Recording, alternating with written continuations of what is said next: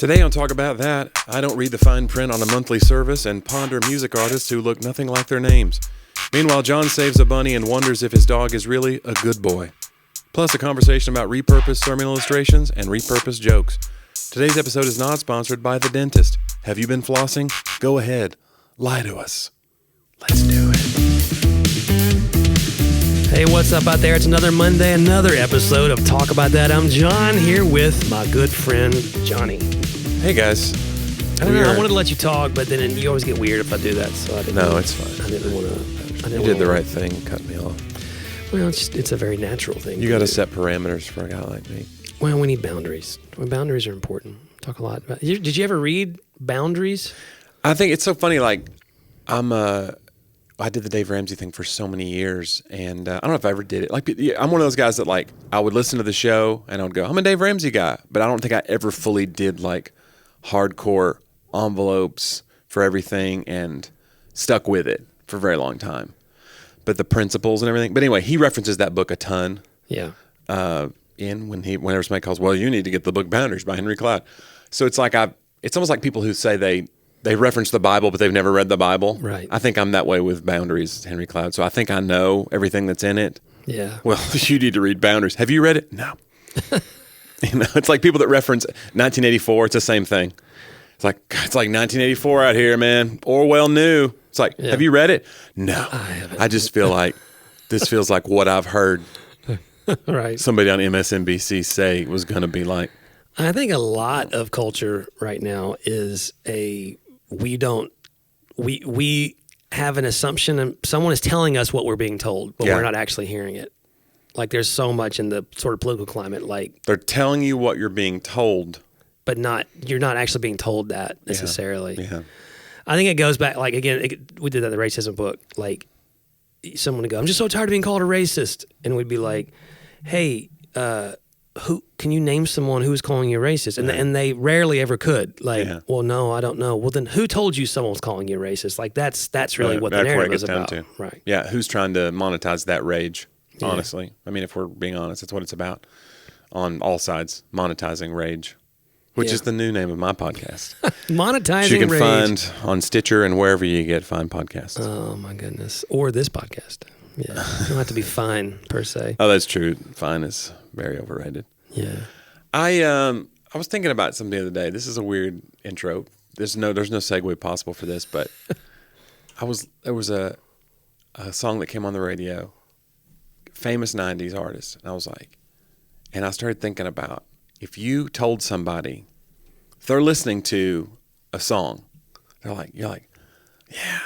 It was a song, Fly Away from the 90s, and I was like, this is a jam, dude. And I was like, this is a jam. And then, like, if my niece was to say to me, who sings this? And I would go, Lenny Kravitz. And she'd go, like, what would you picture if I said Lenny Kravitz?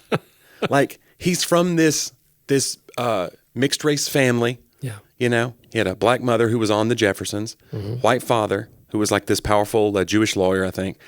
And so he just kept his name, his real name. He didn't go, I'm going to be this, I'm going to have, but this big black guy with dreadlocks is named Lenny Kravitz. Right. And that is so crazy to me.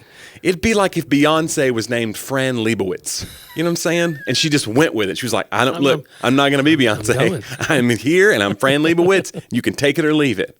I just love the boldness of it. Yeah. I don't know. Yeah. Anyway, if you're out there, Lenny, we love you. I'm trying to think of other artists out there that have non-artist their name doesn't fit names. You know sometimes you try to sound tougher than you are, and then you see the real person. Like, I remember when I heard about Moby, and then you see him and it's just this like balding DJ and you're like, that's Moby. Oh wow, that's Moby. You're like, I need Lenny Kravitz should be Moby. You know what I'm saying? They should just trade. Right. Like, Moby looks like a Lenny Kravitz. Yeah. I don't know. Yeah. Well, stereotypes are fun. They are. It's good to. I don't know. It's like when you hear somebody on the radio and then you see, we've talked about that before, I think, but when you see them in person and you go, that's not at all what I thought your voice was going to. Right. That your voice does not match you at all. Sometimes it does, every now and again. Yeah. We did that one time. We did a show with famous radio guy in the Christian market. It was a guy named Dawson McAllister. Oh, yeah. And I'm Dawson McAllister from Dawson McAllister McAllister Live. Live. On the next Dawson McAllister Live. He said his name a lot. A lot. Love the sound of his own. I guess it's a branding thing. He kind of caught on early on. This is what you need to do. Well, yeah, Say your name gets a lot. it in there, and it's a cool name. I'm Jonnie with Talk About That. This is John. He's going to talk about that. On the next Talk About that, we're going to talk about that. Yeah. Anyway, he knew to kind of push the brand. But when we saw him, and he was this older guy, long, scraggly black hair, almost like curly, like a pockmarked face. He had like a single ear. I want to say he had a single diamond earring. Maybe. He was just a strange character. It didn't fit the radio voice. No, at all. I mean, and so I don't know what was going on there. But yeah, Dawson McAllister, if you're out there, we love you. He was great. I wonder if we fit our voices to people. Well, yeah, because when we started going, we talked about that too. When we started the video, it's like people get to see. Of course, I'm internationally famous, so it doesn't matter. People already know. Sure. Everyone already knew. It's just a matter of where am I at in the spectrum of thin and fat? Like, you know what I'm saying? Like, people go, oh, okay, that's the current Jonnie. I'm like an amorphous. I change. I'm like Oprah. You don't know where I'm at. I don't know. You know, how many carbs have I had that day? You know, if you're watching this on our YouTube channel, which still it boasts a modest following. By modest, I mean it's pretty small still. You know, we started that. That's fine. But it basically helps us get clips out of here. The video. We get a lot of we get a lot then of views on the clips. But you may notice, you know, we normally have it wide shot that then we clip out to each side. And now we finally have, in fact, Jeffrey. All three cameras. Our producer friend Jeffrey was just here. Now we're using all three cameras. And so you might notice that the thing about the wide shot we were wider on the edges. Yeah, it's like a fisheye kind of lens. Yep. Or a wide angle lens. So at the edges of the wide shot, it kind of rounds off. Yeah. And so when you zoom in on that part of the shot, it makes us look rounder. I think you told me that I forget what you said to me the other day. I can't remember, but I was basically like, John, look like you look 10 like pounds of crap in a 5-pound bag. It wasn't nice. You were like, dude, you look like you're about 900 pounds. Yeah. And I'll be honest with you, I've gained some weight. About 800 pounds. And I've lost some weight, and I've gained some weight. And I'm in the middle of trying to lose again. But I'd like to think that lens made it worse than it really is in real life. So. That's what the camera adds 900 pounds. That's what they say. Yeah. You weren't the only person I heard that from, by the way. So. Do you know, I was thinking last night, because I go to Planet Fitness, which is its own culture. Have you ever been to Planet Fitness? Were you ever a member? No, I've never been a member. I have jokes about it. It's a very purple. Yeah, and I've been inside. Yeah, it's very one of those like accessible gyms. Right. It's $9.95. Come on in, and you know this is your entry level into the world of fitness. You've not picked up a weight in ages, sir. Just get in here. Here's a key fob, and you go. Right. And they've been very kind to me, and it's fine, and I like it because it's a shame-free environment. Right? It's cheap. Yeah, it's the whole like judgment-free. Judgment-free. That's what it was. Shame-free is the one I'm going to open. Yeah. So yeah. Some people should have shame. I think shame is, let's bring it back. But I was thinking last night about curves. Okay. And how it failed. Like curves was a big thing in the 90s. And it was the idea, I think, was women can go work out without feeling like men are leering at them. Yeah. That's what I felt like it was. Like men aren't allowed it. This is it's a gym for women. Yeah. And men are not going to be leering at you. And then it failed. And I was thinking about it last night. I was like, I wonder if it failed because women go to the gym sometimes to get leered at by men. That's an interesting thought. You know, wow. I'm not trying to say all women, but I'm saying like they didn't mind it. Sometimes women go to meet men at a gym, or they go like they want to look at men or whatever. So you go into like a bunch of women, and you're like, well, this is $17 a month I'm never going to see again. This is certainly a topic. Listen, I'm not saying I'm you and I have no I would clue. love to know from someone who was a member of Curves if they were like, no, it was a totally great thing, and I hate it when it went away because now I got to go back to the dumb gym and get hit on while I'm just trying to get my treadmill workout done. Some guy wants to come over and hit on me. But I just know that there's probably a few women out there that are like, they're doing a big updo on their hair to go to the gym. I've seen these women come in, they've got a blowout done in their hair, and they're, you know what I'm saying? It's a thing. It's a gym is like it's a meat market.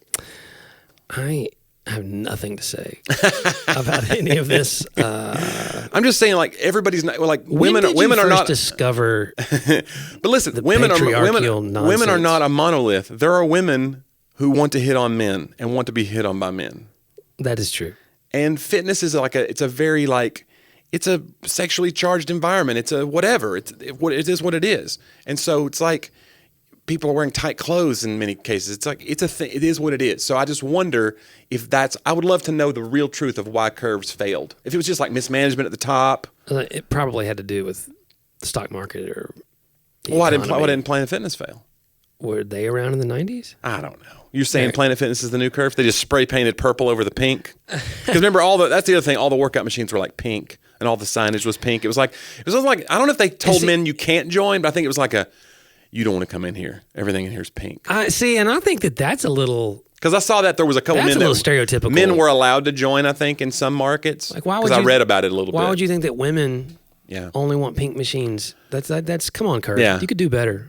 Well, even the purple is a lot in Planet Fitness. It's just a lot. Like, I get it's their brand or whatever, but it's just like, this is so much purple. I think that you're focusing too much on the color and not I on need working out. I need to be working out more. Like, I think you're. I stand around with a notepad and I mock people. That's what I do. No. That's kind of what you do on here. I just a don't know. little bit. So- But I mean, listen, businesses, they come and go, John, and Curves didn't make it. I think I heard they're still open in some places. Really? They just don't have as many locations. I've not seen one in a long time. I wonder if the CEO of Curves is watching right now. I've done them all. That's the thing is I've not Curves, but I've done every gym. I think I've done every except Golds because we'd never had a Golds around where I was at. But I did 180 and I did Workout Anytime and I did Planet Fitness and I've done Planet Fitness more than once. But it's like getting out of these things is a nightmare, right? You ever tried to get out of Oh, yeah. They have you. I recently had an experience with Regal Cinemas where Curry has the Regal Unlimited thing. It's on your phone. She was like, I can go see a movie anytime I want. It's blah, blah, blah. I go, well, this is cool. It's $25 or whatever. And I go, that's a lot. Because it's like $18, but then by the time you add any movie or whatever, okay, $25. But I go, yeah, but movies are so expensive now. It's 2 movies a month. And the movies were starting to come back out. Yeah. Once COVID tailed off, I was like, let's do this. And so I thought, well, if I don't use it a lot, and I've not been using it, so I go, I'm going to cancel this. You can't cancel it. No way. You can't cancel it. Like, there's built into their fine print that when you join, you're joining for like a full calendar year. Wow. And if you don't read that little user agreement, which nobody does, so they have me for like whatever 25 Is there like a times. 50-mile? Usually, on the old gym thing, it was as long as you moved more than 50 miles away or something, then you could cancel. From any Regal? Yeah, I mean, I That'd wonder. be interesting. That'd be hard That's to do. a big, yeah. How do you get away from You Regal? got to really relocate your life To get away from to get away from a $25. $25. I thought about canceling that card so they couldn't. That'd be really a drastic thing to do. Where that you take the card that's linked to the app, and then they go, well, what do we do? And you don't re-up it for them. Well, then it's going to go to collections. Maybe. Yeah, they'll be like, you're default now because you are under contract to pay that bill. Just Anyway, because they can't. So here's what happened. It just ended. My little 1 year had just ended, and then I get an email and it goes, "Congratulations, you're such and such Auto ended. renewed. Now you'll be a month to month." And I go, "Are you?" So then I got to call them again, or you can't call them. I got to email them, and then you get a form email back that says, "We've received your email. Do not reply," or whatever. That's a shady company. That's the thing is like I'm bugged by that. Like, I'm a free market capitalist. I love all that stuff. It's fine. I mean, I sell my wares. I sell my dumb jokes for a living. I'm not going to be some guy that's out there like just totally decrying capitalism as a whole. But there are some things about it that bug me. And one is when you see companies who have a product and they've built all these weird loopholes and fail-safes to keep you trapped in their product. And my thing is, if it's a great product, you shouldn't have to do that.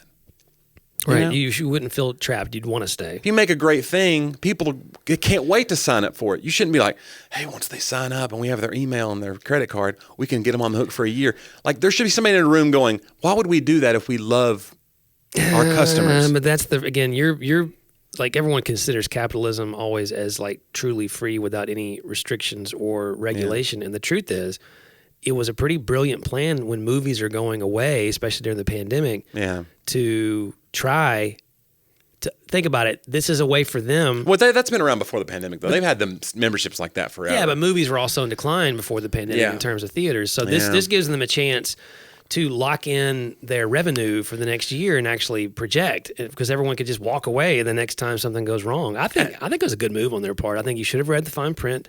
You're right. That you're responsible for what you signed up for, Jonnie. Man. If you want the nation. Well, I'm just saying, if you're out there and you're thinking of signing up for Regal Unlimited, just know that they will have you.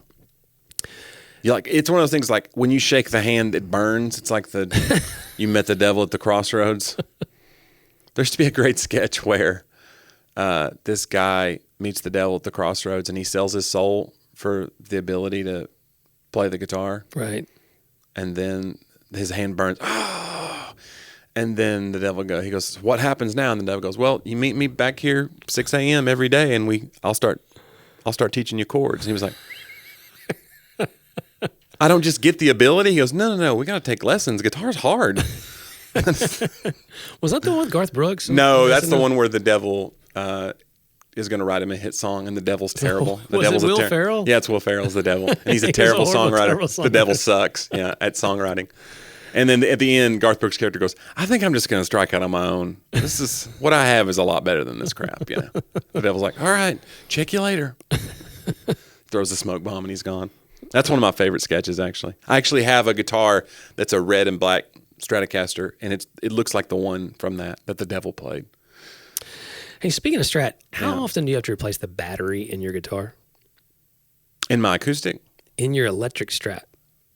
No, I don't have a battery in my electric Strat. So apparently yesterday I don't think I have one. Maybe some Strats don't have I wasn't that. in there. They couldn't get the bass to work. Oh, yeah. And there was a battery. I didn't know a bass. I didn't know an electric There's not one guitar. in the Strat.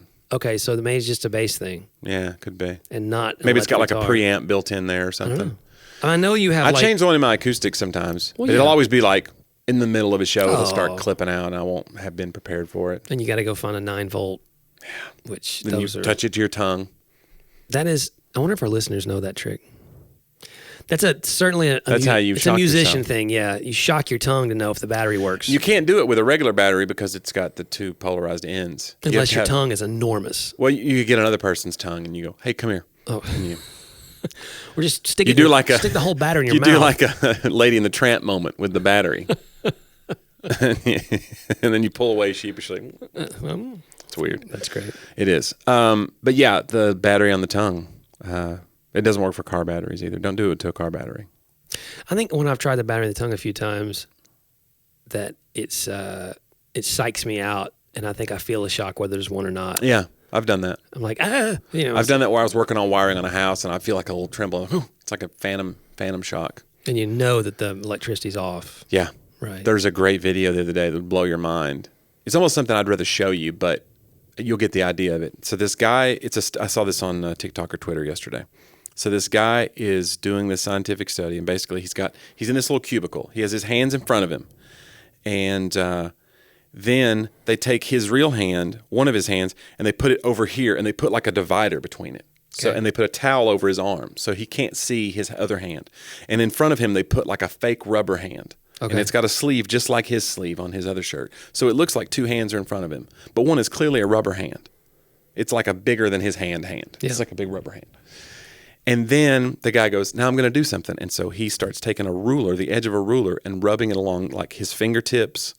But on the other side, he's taking his other hand, he's got a ruler, and he's doing it on the same finger. And he does this for a minute. The guy goes, yeah, I feel that. Well, of course he feels it. He's doing it on the other side. But then after a while, he takes the ruler away. Okay? Okay. So it's like he's trained this guy's brain that this hand is your hand. And this hand is my hand. Anyway, so then he starts doing other things. He does it with the ruler, but he's not got the ruler over here doing it, and the guy is feeling it on his hand. He goes, this is so crazy. And then he starts doing other things. He gets a little, evidently you have reflex. He has a reflex hammer, but you have reflexes in your fingers I didn't know about. So he hits, this is crazy. It looks, if I found out this video was manipulated, it would make me feel almost better. Yeah. Because it was so creepy. It was like a Paranormal Activity kind of a thing. Yeah. He hits this guy's finger, and on the other side of the video, you see that finger bounce. No. You see it. And he goes, can you feel it? He goes, it doesn't hurt, but I have the sensation. And so then, in the end, the craziest one, I knew it was going to happen. He brings out a hammer. Ooh. And he goes, "Are you ready?" And he goes, "For what?" And he goes, boom, and he hits the rubber hand. And the guy pulls his hand away. And he goes, "Did it hurt?" He goes, "No." He goes, "But it definitely messed with you." Yeah. Isn't that crazy? So it's like your mind is so powerful. He trained this guy's mind. So when we think about phantom pain and all that stuff, because I know you're going through your finger injury. That's why I say, so are you ready to have a rubber finger? Yeah, I still, if you're watching, I still have. How many questions do you have to answer about that? Like on a day when you preach and stuff, when people see you gesturing with your hand a lot. This splint is smaller than the other ones you've had. You've had some big, gigantic. Yeah. Very few people ask me, and I always tell them it's a dishonorable injury because I wasn't actually playing volleyball. And right. You were just a volleyball parent. Just was there. A stray ball comes into the stands. Stopping a ball from hurting other people. Well, it's sort of noble, but still dishonorable because it's not a very athletic.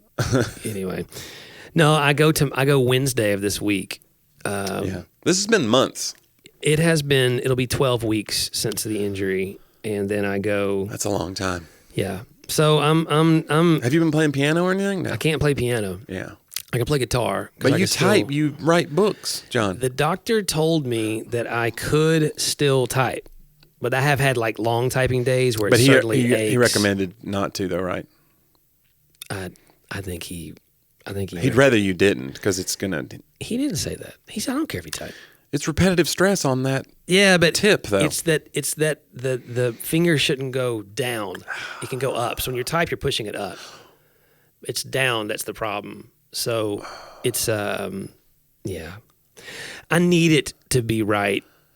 Like yesterday. It is a dumb injury though. You're right. It's dumb. There's injuries where you go, "Oh, well, my kid was going in traffic. I threw myself in front of the car." This is not one of those. This is not that.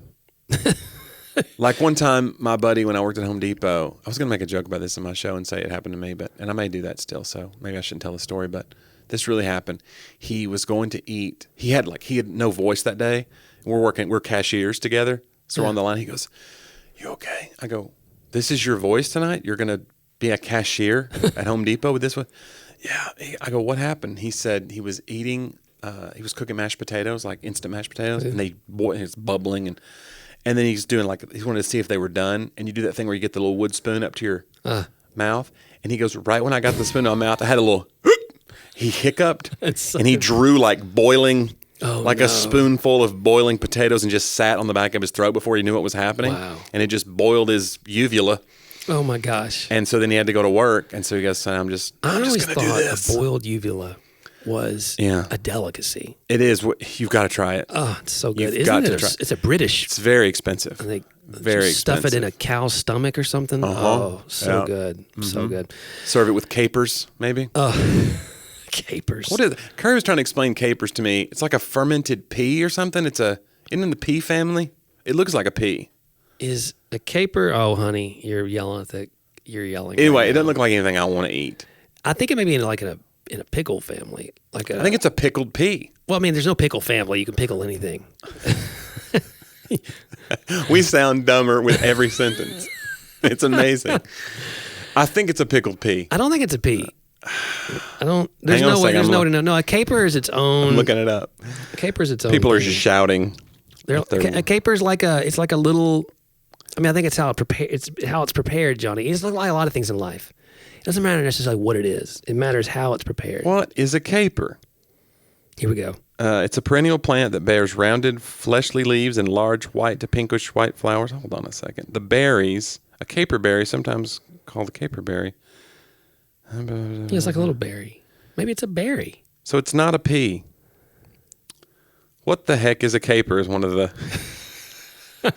It has the lemony tang and brininess of green olive, but with a smack of floral tartness, all their own. Tardiness is when when the capers are late to dinner. I was actually going for olive, and I couldn't get there. Yeah, it's kind of if an olive and a pea. Well, you keep trying to bring pea into it. Well, Johnny. It looks like a pea. It's a little green berry. No. It looks like a little green berry. It looks like a little green berry. You know what else looks like a green berry? What's it? A pea. like your attitude. Listen, I know you're a big foodie. You should have already known this because you're like, you pretend to be Miss Expert on food or whatever. Just because y'all watch Miss Expert. You pretend to be a Little Miss Sunshine. So here's another dishonorable injury. So last night, here's the backstory. My dogs are old and fat. Toby's not as fat anymore, but he's definitely old and broke down. You know, Toby almost died and everything. Right. But he's back to somewhat normal. But they don't run a lot. Yeah. They just don't. Their running days may be over. So if I ever see them running in the yard, they've got something. Yeah.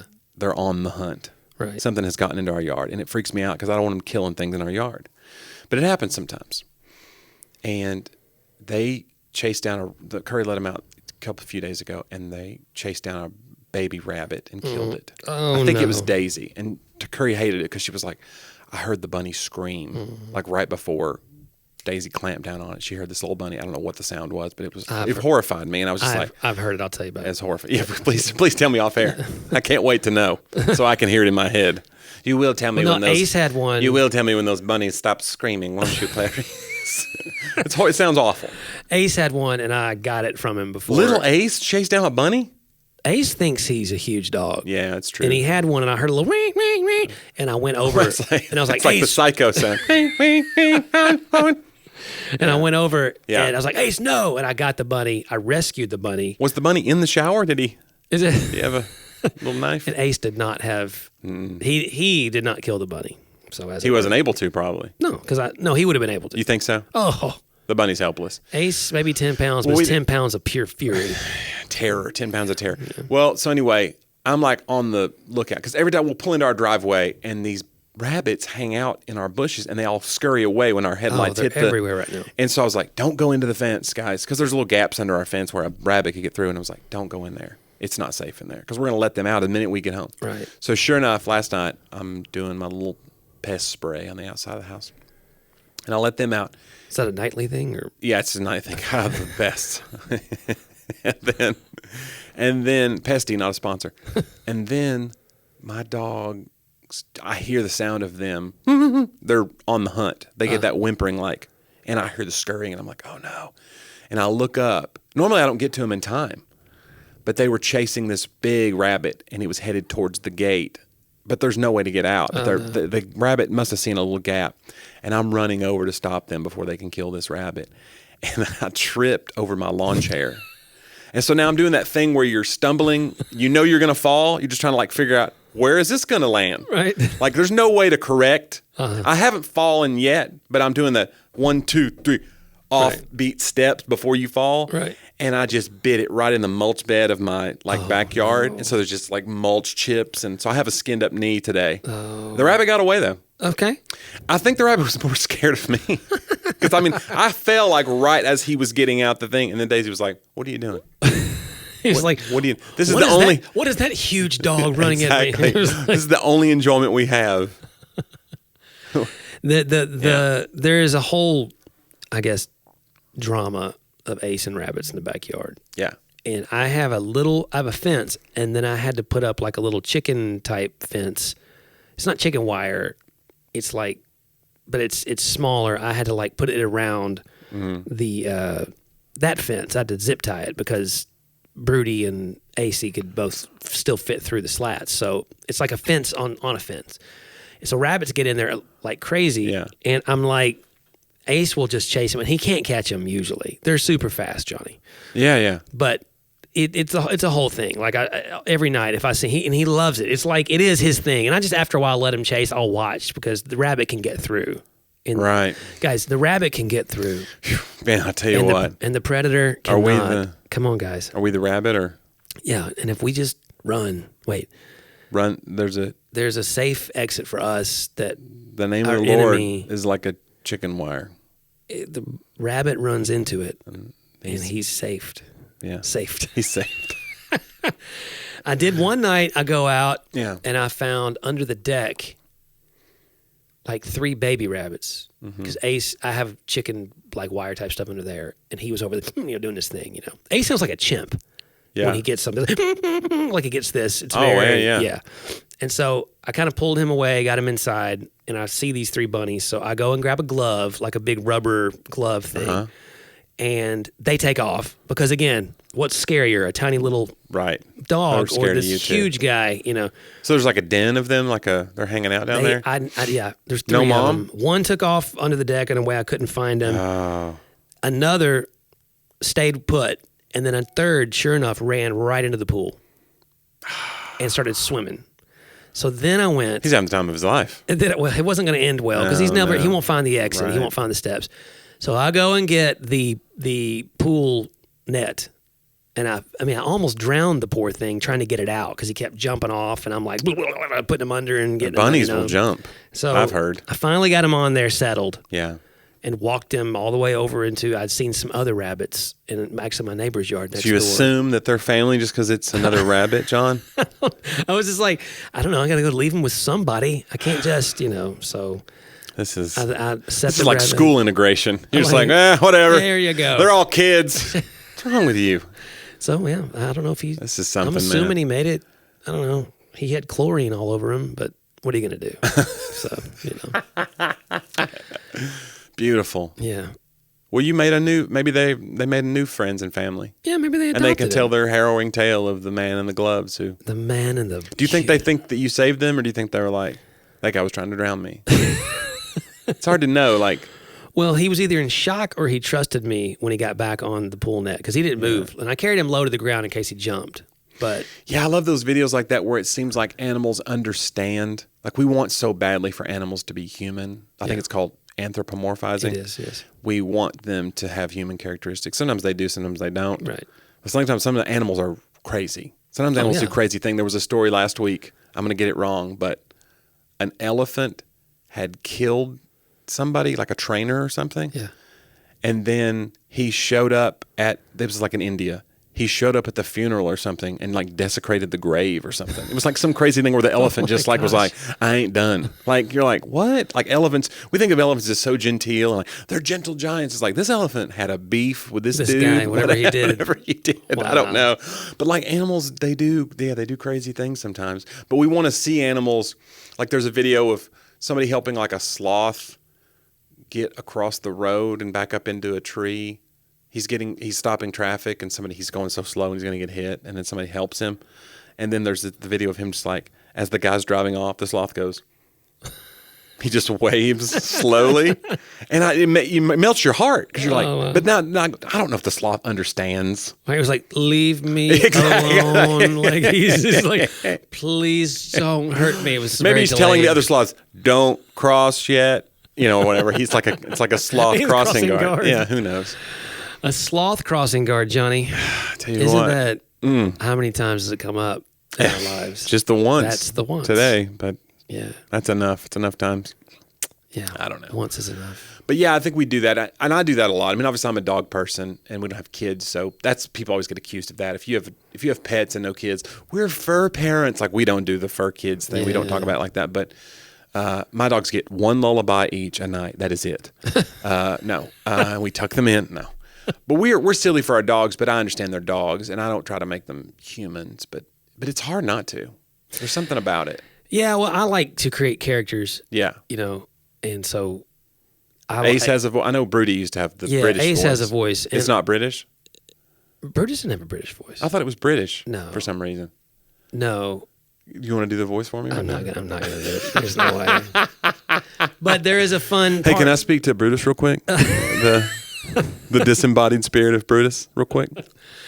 Is he on the line? What's funny is it's a similar voice, but Ace is more precarious. Like, it was so funny last night because Ace, we have done some. He still tries to mark sometimes, and he just. I thought he was all trained and all good. And he was part of the got him deal. neutered, right? Yes, and That's supposed to help for with a that. while. It fixed everything, and then I think when it rained, he was inside too long, and anyway, he's like a guy. He's 3 parts rascal, 2 parts scoundrel. Like but he's so loving. Like he's a loving dog. Yeah. So I always tell Sadie, is like, look, he is a kind dog, but he's not a good dog. Right. Like, you know what I'm saying? Right. Like he'll lick your face off and he loves you. Yeah. He's kind-hearted, but he doesn't do the right thing, Johnny. No. And last night I said something about I was just ridiculously joking. We were going to bed. I was like, I said, I think it's because Ace's heart is not good. I think I said something like that, And we get into the bedroom to tuck Sadie in. She goes, Daddy, do you really think Ace's heart's not good? Do you think our dog is evil, Daddy? I was like, yes. We're all in a lot of danger. I was like, only time will tell. Yeah. No, I think nighty night. He's under the bed. I was like, no, he's fine. He's just a dog. But like, and that's the thing. Brutus knew his place, Jonnie. Uh-huh. He was very subversive. Mm. Ace considers himself, I think he thinks that we're all there for him, and well, how could they not? How could you not? Yeah, it's like we say that about kids now. It's a very child-centered household, whereas it used to be like parent-centered households. Maybe in the 50s and 60s. Now you have a child-centered household, so everything's about. Tim Hawkins has a bit about that, about like when you go through the drive-through, it's all about their special orders, and it didn't used to be that way. When you pull up, you'd be like if you got burgers. Yeah, you'd be like if you got a sandwich. Right. And then he was like, now it's just like, Daddy, where are my sauces? Where are my sauces, Daddy? You didn't get my sauce. He's just like, everything's about your special orders. And that is true. My dogs, they think that every time they come inside from going to the bathroom, that they deserve a bacon strip, which is not bacon, but they don't know it's not bacon. Not a sponsor either. Hey. But it could be. Wouldn't bacon strips be a good sponsor? Hey, come on, bacon strips. It's not even close to bacon. Like, it looks like Play-Doh. Well, but they'd eat that too. Yeah, I know, but I'm saying, like, what is it? It looks plastic. Like, have you ever held a bacon strip? It feels like a rubber. It feels like a fake piece of bacon that you would give to a dog and go, they chewed this up and swallowed it? Like, you'd be alarmed that they are now ingesting this. Obviously something that they've... It's a synthetic. Down. Yeah, something synthetic that's edible that they couldn't put real bacon in a bag. No, they flavored it with bacon. Yeah. Does it say made with real bacon? Oh, I'm sure it's made with real bacon flavor. 1%, yeah. Flavor and tiny. It's like whenever you see something that says chocolatey coated, you're like, why are you saying chocolatey? Right. Or this something that says dessert topping instead of whipped cream. You're like, I don't. Listen, chocolate don't have to hide what it is. Okay? Listen, chocolatey. Ace, if he hears the word treat, he has to come inside. But if he's out chasing rabbits, he won't come. I used to shake the bag. Well, we shake the bag now. He's so stubborn sometimes he'll just look at you like, nah, not ready yet. I'll get one anyway when I do come back in. Well, no. Oh, you I've started now. I've just been playing hardball. Like, being firm. Hey, obedience means you did it now. And if you're not going to do it now, you don't get to come inside. I'm going to count to 3, young man. Get a treat. None of this is working, no. by the way. See, because the deal is he doesn't understand me. No. I don't know if you're aware of that, but again, he doesn't get it. And a real good owner would actually train him, and I just don't have time for that. And I'm not a good person, so it's maybe okay. You're the bad one. No, there's no doubt. I'm a bad owner. Well, that's what Cesar Millan would say, right? There's no bad dogs, just bad owners. I don't know. Bad fur parents. I don't know. There was a dog that attacked my dog one time, and he was a bad dog. But don't you think it's the bad owner that let that dog have that bad behavior? He was a rescue. I think when dogs do crazy things, sometimes it's instinct. Like if a dog attacks a smaller dog or a dog attacks a rodent or something, like it's acting on instinct. You can't. It's hard to get mad, especially if it's like it came on your property. But like that's not what happened, right? No, Brutus went on his property. It was the day we moved in. That's hard to. Nah, still. I think it's on Brody. I rule in favor of the defendant. He did roam over there. I was like, what are you doing? Yeah, I Rest don't know. in peace, Brody. I'm sorry. Yeah, Brody. Brody's a good dog, man. Yeah. It is weird, though, because like my dogs are good dogs, but if they bit somebody, I would just be I understand why people get so flabbergasted if their dog does something crazy out of character. Sure. He never does. Like my dog really doesn't, but it could happen. By the way, I thought of a joke you used to tell the other day that I don't know why you've retired it. Okay. About dogs. Remember about the was it Jehovah's Witness coming to your door? No, it was Mormon. It was a Mormon. The Mormons are on their bikes. And you'd be like, your dog chased one of them, he fell into a ditch, and that really happened, too. Your big tagline was? I didn't know what to say. I was like, sorry, he is Lutheran. Yeah. So it's like, but I actually tell that now again. I've started telling it again. I told it, where did I tell it? I told it when I did my dry bar. Because I asked him before, I said, I know you guys probably don't like any jokes about Mormonism because it's in Provo. You shoot these in Provo, Utah. So it's a pretty like Mormon stronghold. And that's not to say all the people in the audience are Mormons, but it's a lot. And I just didn't want to do the whole thing of like everybody comes to Provo and does like I got 6 wives joke, which that's not even in Mormonism anymore. Right. And they usually be like, don't do that joke. it's stupid. Don't do it. Don't waste time trying to like. Plus, you don't want to do a joke that's very specific to the crowd that you're in when they're going to release it nationwide. Right. It's usually a bad move because then it's like, guys, I remember Cat Williams did a thing on his special one time. He shot in Jacksonville, and he did like 15 minutes about Jacksonville, and like people in Jacksonville loved it because it was very specific, and they knew like Jacksonville has some very weird things about them. Like the river runs backwards in spots, and so people know that live in Jacksonville. Wow. It's like a really weird thing about Jacksonville. There's parts where the river appears to run backwards.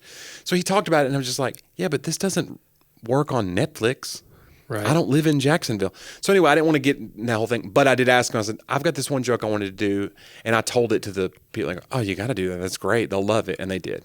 So that'll be on the new. Well, I'm glad it's so back. That bit's going to be on the new Dry Bar, even though it's like, I think I wrote that joke when I've been doing comedy like a year. I wonder if there's a sermon equivalent. I wonder if like people to chasing people into a ditch. No, that because there's repeat concepts that I bring back. Oh yeah, that I wonder from Osteen's sermons. Right, sermons.com. But like this like there you have themes, and I think people get really sick of it when a preacher has a theme. That he keeps returning to, like, we get it, but it's also like I retold a story the other day. I think you may have been there. Maybe. I retold a story. What was the story, Johnny? John, if you don't even know the story. I think it was, I've retold the story a few times, but I retold the story of my wife, a few weeks back I've retold two stories recently. Yeah. One is that we were driving, it was getting dusky. She was like, John, you can turn the lights on. I was like, hey, you're still wearing your sunglasses. Oh, right. So it's the whole thing of like, is your vision being right? Your the lens you're looking through. You're looking through. You think that it's So haha. And but it helps. And then Laura goes, you need to stop telling that story. You need to. she's fine. She's fine with that one because it doesn't make her look. I mean, anybody you have your glasses on. The other one was whenever I'm assuming I've told this on the podcast, but I ran through a pile of like gravel one day when I was running, and it felt like I stepped on like a hypodermic needle, like a needle went into my foot, and I couldn't find anything. I kept running, it was fine. And so after that, like every time I hit uneven ground, I would have this slight pain, and I really thought my foot. Yeah, because I can. It's like plantar fascia or something. I can pop my foot a little bit in the middle of my foot. I know it's crazy. I have like a joint pop there. Look at you. I know it's crazy. I thought, but I'm developing some sort of arthritis or some sort of condition in my foot. So months and months I ran and just tried to avoid the uneven ground. And spiritually, I was running over a bridge. One of my favorite runs, like a 6-mile run at my wife's family reunion in Paris Landing, Tennessee. Yeah, and I was ran through something and it just hurt like the dickens. And for some reason that day I stopped, took off my shoe again after months of being convinced something's wrong with my foot. And I noticed a thorn.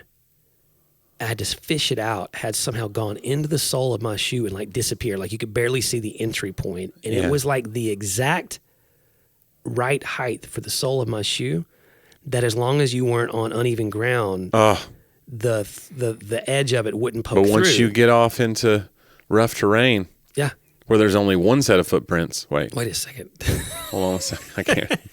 I'm mixing metaphors. And so it was a great sermon illustration. Like I have a picture of the shoe with the thorn right next to it, the exact right height. Right. And like this whole time, and there's so many places you could take it, but like this whole time, you just keep assuming, and there is something wrong with us, but like, if you're redeemed in Christ, then at some point in time, it's no longer you. You're no longer the sin. Like you're no longer defined as just the guy who was addicted to this or the person who struggles with this. Like that is still, it still wants to stick you, but don't make the mistake of thinking that there's something wrong with you in Christ. It's a thorn in the flesh, John. That there's it literally was a thorn in the flesh. So, but I just wonder if someone, because I remember someone will come afterwards, I remember you telling that story, a couple of years back. I don't think it gets the same punch as a joke that you get to retell. No, retelling a joke is way harder because, like, you're not telling it with the idea that, like, it's going to have the same emotional impact maybe. That's different than telling, because jokes are about surprise. Right. So you can't, like, if I was, I've talked about it before, but I was in a band and we had 5 songs go hit, or if we had one hit song, even one, Right. you could play that song, and if people like remember, if you don't play that song, they get mad. Right. But if I have a joke that's a big, Yeah. people know all the curves, they know all the things, Yeah. but it takes away the punch. Like that's what a punchline is. It feels like a whiplash of you realize all at once that A plus B equals 3. And you can't, like, once you know A plus B equals 3, you see it coming. It's like Anthony Jeselnik, who's a comedian, he writes a bunch of like jokes with really dark endings. But it's like he knows how to make and his punchlines are always very like, his jokes are very short sometimes, and he knows how to make the exact last words the most important part. A plus B equals 3. Like one he just wrote that I saw him do, he said, studies have shown that people eat 7 spiders every time I cook for them. That's a great joke. That's great. Because like you don't know where he's going until the very last words. Yeah. That's a perfect joke. Yeah. But if I tell it again, it's not as funny. Yeah, but there's also, again, you can't discount that, like you said, almost that sense of a shared. Yeah, I get that. If somebody heard it years ago or something, like, I hope he does. Like we went to see Gaffigan. Yeah. You know, you want him to do Hot Pockets. He went on a Hot Pocket tear. Yeah, and everybody, it's like they were almost when something throwing becomes him. like a cultural, Right. that was like a touchstone. Yeah. Everybody heard that bit. If you've never heard the Jim Gaffigan Hot Pockets bit, go Google it. It's one of the best pieces of stand-up in our culture in the last 20 years. But he went on for like 10 minutes. So great. He had all these, you could tell he had a billion of them that he had developed over the years. You've got to develop more too. Right. That's one thing that he got really great about, and kind of what set Gaffigan apart was, if he was going to do a joke about bacon, he would do 7 minutes about bacon. He would leave nothing left. No angle is left. Right. So to the point where you'd be frustrated, be like, well, I have a bacon joke, but he just did it. He did all of the bacon jokes possible. Because I had a joke, because he writes a lot about meat and food. He has a lot of food issues, and I do too. And so that's happened a couple of times where I was getting ready to record a special, and I think I had a joke about fishy fish. When you go, like, if your meat is that good, why is the marketing for it that it doesn't taste like what it is? You know, like it's not a fishy fish. This fish good. Is too fishy. Like they don't say that about beef. You know, nobody says like it doesn't taste like a steak, does it? Oh, you mean delicious? So it was a joke that I had, and I was proud of it. And I was like, I'm going to record this. And then Gaffigan came out with like a couple specials ago, maybe 3 or 4 ago, and it had a very similar run. And it was, but I go, whatever, you know. But that's Gaffigan. He's going to find like the exact. He leaves no meat on the bone, is what you would say in a comedian world. But it really is with him. It's always about meat. But like if he's going to talk about chicken, you're never. But like get out of the way. Done, right? Yeah, chicken is done. You can't talk about chicken anymore because he has exhausted that topic. Yeah. And I think no comic before him really ever did that, other than Carlin. George Carlin was that way with something where he would take like a word that we say and then he would say it 100. George Carlin almost had like a preacher vibe where he would repeat the premise. Chris Rock does it too. He repeats the premise. Yeah. And then he makes arguments for it along the way. He has one joke about, can white people say the N-word? Can white people say the N-word? And the answer is not really. And then he explains more. But the question remains, can white people? And the answer is not really. And then he keeps going. And I go, this is a preacher. He's a Baptist preacher who curses. You know, that's what he is. But yeah, I don't know. I do like that though. But you're right. I think there are, like when I used to tour with Tim Hawkins, he would have that. People be mad if he callbacks, People be mad if he didn't sing Yoga Pants though. Right. With songs, it's a little bit different. You get away with more. That's true. And they're remembering the first time they heard it. It's almost like Freebird or whatever. Yeah. It's nostalgia, kind of a connection to it. Especially if it's a parody, because then you're connecting to the old song and the funny song. Right. So it's almost like cheating. It's crazy. That's true. Yeah. Yeah. You're getting away with like, hey, you like Kings of Leon? Well, here's my Kings of Leon parody with funny words to it. And they're like, it's like a double whammy. Oh, that's interesting. Yeah. It's also the double fee you have to pay for the licensing. Sorry, Kings of Leon. But, they got their money from me. They got their pound of flesh. Hey, but you want to know how much it costs to listen to this podcast? $1 million? It's actually free. But it doesn't have to be free, but it is. Wait, I don't understand. The answer is not really. Not really. And like if you wanted to listen to the podcast for free, where would you go? You would go to talkaboutthatpodcast.com. Regal Unlimited. No, talkaboutthatpodcast.com, where you can find all 200 plus archived episodes. Listen to them all. And a lot of people are doing that, John. They're going back. They want to hear the history of our neurosis as played out in audio form. Isn't neuroses in the plural? Like neurosis is what happens to your liver if it takes in too much cynicism. That's true. Oh, wow. That's something. Neurosis. I've got neurosis of the liver. Wow. Yeah, my liver's become self-aware. Anyway, go there, and if you want to click on the Patreon and you want to give a few shekels, that's fine too. You can help us make more things. That's how we pay for 3 camera shoots and soundboards and microphones and all that good stuff. But listen, if you want to continue mooching off of us, that's fine too. We welcome you to the table.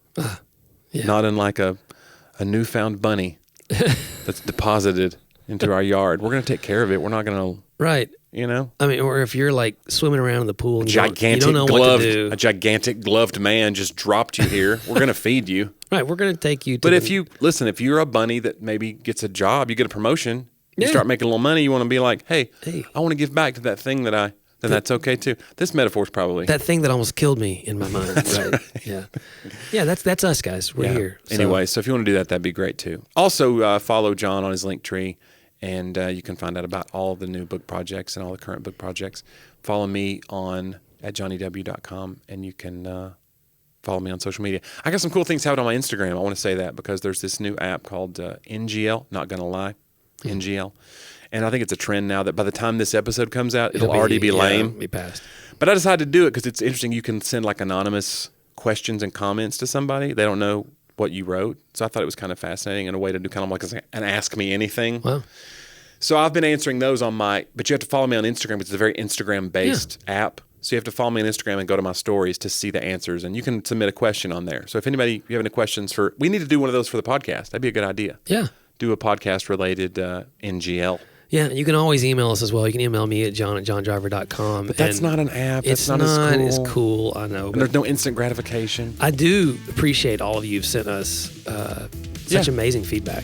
Yeah, we've had great reviews and great ratings. So continue to do that. That helps other people find the show when you do that. So please do that. Yeah.